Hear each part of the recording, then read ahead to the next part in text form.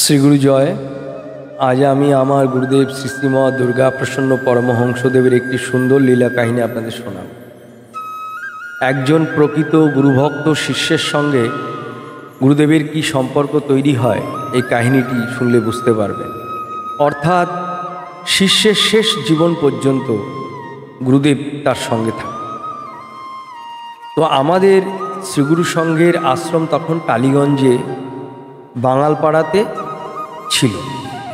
তো সেখানে গুরুদেবের সঙ্গে বহু শিষ্য ভক্তরা এসে দেখা করতেন, আশ্রমে আসতেন। তাদের মধ্যে বেশ কয়েকজন আবার গুরুদেবকে প্রচণ্ড ভালোবাসতেন, গুরুদেবও তাদের খুব ভালোবাসতেন এবং তারা মাঝে মাঝে ওই আশ্রমে থেকে যেতেন। তো এই টালিগঞ্জের যে আশ্রম, এখানে গুরুদেব প্রথম দাতব্য চিকিৎসালয় স্থাপন করেন এবং সেখানে ডাক্তারের দায়িত্ব দেন বসন্ত দাদা বলে একজন শিষ্য। তো এই বসন্ত দাদা অত্যন্ত ধার্মিক মানুষ এবং সুচিকিৎসক।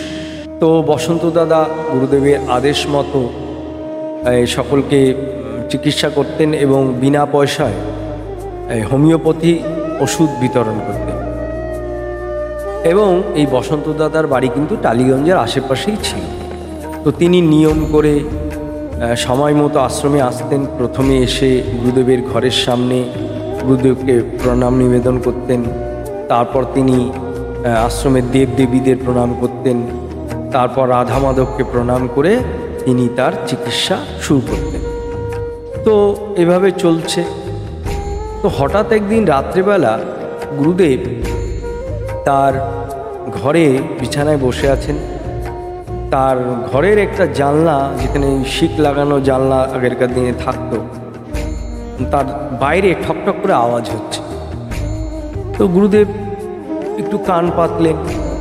তো শুনতে পাচ্ছেন যে কেউ বলছে যে, গুরুদেব আমি বসন্ত বলছি, আমি চলে যাচ্ছি। গুরুদেব আমি আপনার ডাক্তারখানার বসন্ত বলছি, আমি আপনাকে বলতে এলাম আমি চলে যাচ্ছি। তো গুরুদেব বলছেন, তুমি চললা বসন্ত?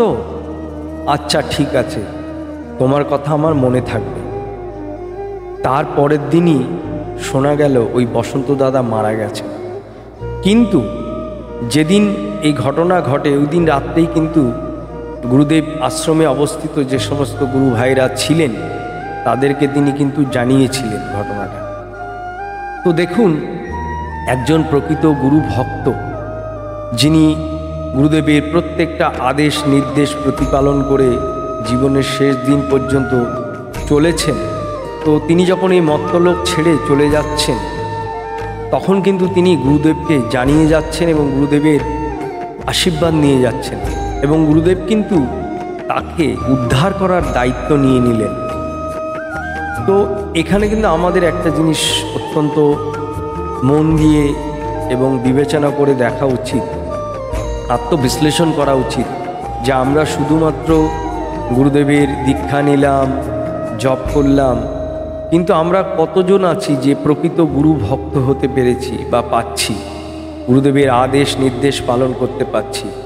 আমরা যদি নিষ্ঠার সঙ্গে গুরুদেবের আদেশ নির্দেশ পালন করে চলতে পারি তাহলে কিন্তু আমাদের শেষ দিনেও গুরুদেব কিন্তু আমাদের কথা শুনবেন এবং আমরাও গুরুদেবকে বলে যেতে পারবো, গুরুদেবের আদেশ নিতে পারবো, গুরুদেবের নির্দেশ নিতে পারবো, গুরুদেবের আশীর্বাদ নিতে পারবো এবং গুরুদেব কিন্তু আমাদেরকে উদ্ধার করার দায়িত্ব নিজের কাঁধে নিয়ে নেবেন। তাই আমাদের প্রত্যেকের উচিত নিষ্ঠার সঙ্গে গুরুবাক্য পালন করা এবং গুরুদেবের প্রত্যেকটা আদেশ নির্দেশ পালন করা। তবেই কিন্তু আমরা একজন প্রকৃত গুরুভক্ত হতে পারব।